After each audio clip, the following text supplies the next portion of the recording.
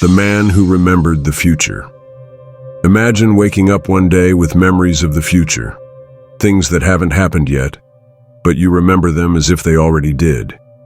What if your dreams start predicting reality? This is the story of Daniel Carter, a man who woke up one morning and realized he could remember the future.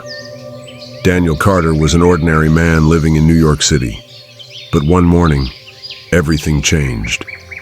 He woke up sweating, heart racing. In his mind, he had a clear memory. A massive earthquake would hit Los Angeles in exactly 72 hours. The details were crystal clear: the time, the magnitude, even the streets that would be destroyed. But there was one problem. It hadn't happened yet. He turned on the news, no reports, no warnings. It was just a normal day. At first he thought it was just a bad dream. But deep inside, he knew. This was real. This wasn't the first time. Every time Daniel slept, he saw the future. At first, it was small things. A coffee spill before it happened.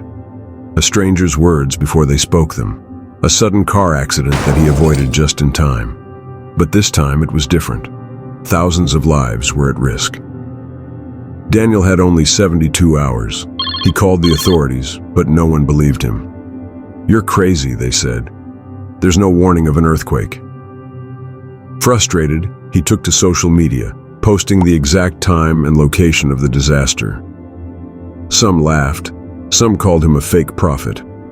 But one scientist, Dr. Eleanor Hayes, saw his post.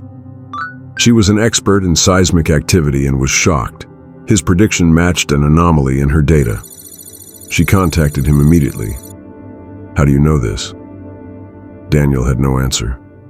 He just did. With her help, a warning was issued. Evacuations began. 72 hours later, the world watched in shock as a 7.9 magnitude earthquake struck Los Angeles, exactly as Daniel had predicted.